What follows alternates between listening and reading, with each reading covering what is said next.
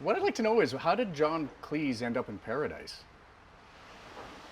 I don't know. I think that you have no idea where your life's going to go, and there are certain moments when it is just chance.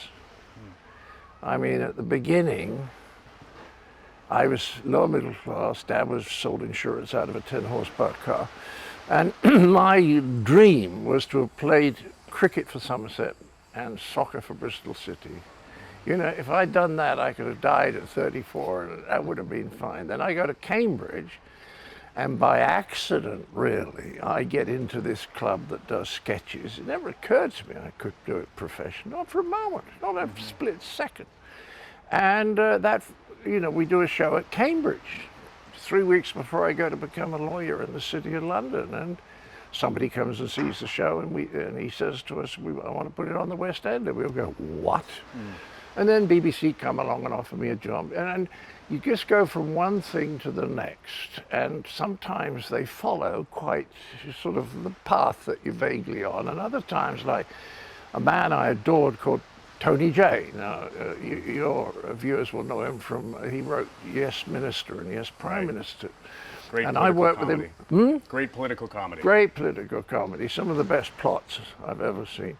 And he worked with me on the Frost Report, and then he liked me because I made him laugh, and I liked him because he had the most original mind I'd come across. So he said to me after the Frost Report finished, he said, I want to start a company to make training films, to teach people management and things like that.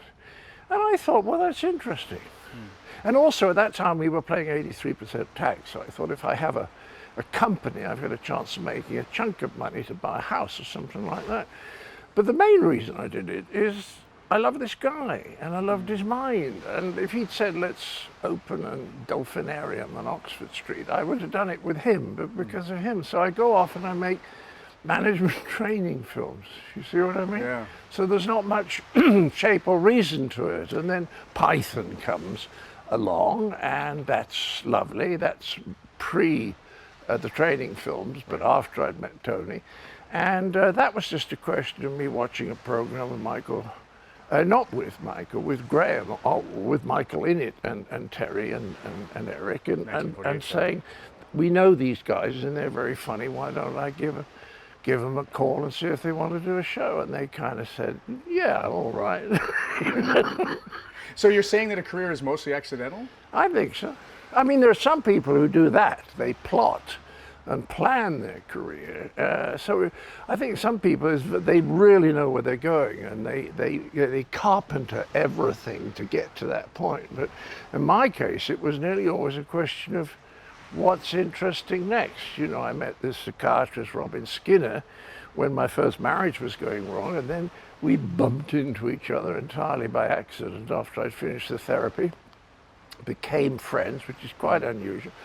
And then I said to him one day, why don't we do something to get your ideas out for the general public? Because most people don't need therapy, but the ideas are interesting and useful. And this was a long time before there was any self-help stuff, any psychological stuff like that in England. So he said yes, so that I went off and did 2 books about psychology and psychiatry. But again, because I wanted to learn from him in the way that I wanted to learn from Tony Jay. So curiosity is the thing that's mostly driven everything. Anything that's, if I understand, I mean quite serious, if I understand something at the end of the day that I didn't know the previous day, that for me is a satisfactory day. Lifelong learning.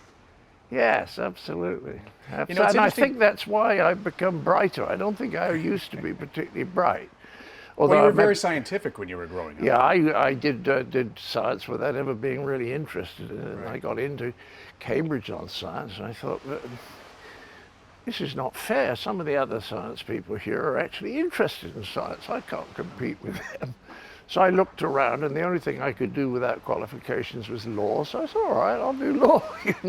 So I could think quite well logically. But what I learned to do over the years was to use my right brain much more. There's an extraordinary book called The Master and His Emissary by Ian McGilchrist, the most important book I've ever read. I wish I'd read that 40 years ago.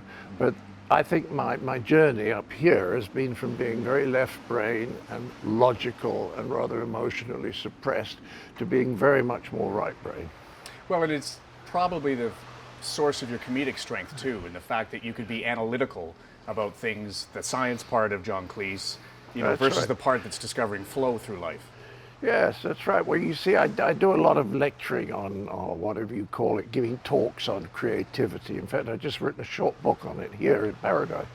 And what I discovered is that there's a certain kind of mood in which you can become very creative, you're thinking. And it's a mood, I think they call it, when there's a lot of alpha rhythms in the brain. And it's not a mood when you're very active or doing things or looking at your watch. It's a much more contemplative thing.